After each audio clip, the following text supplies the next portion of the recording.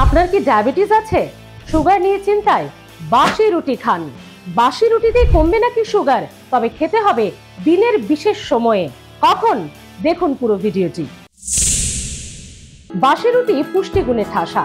এতদিন আমরা বাসি খাবার ভালো না বলে জেনেই ফেলে দিতাম, কিন্তু পুষ্টিবিদরা বলছেন বাসি রুটিতে গ্লাইসেমিক ইন্ডেক্স খুব কম থাকে।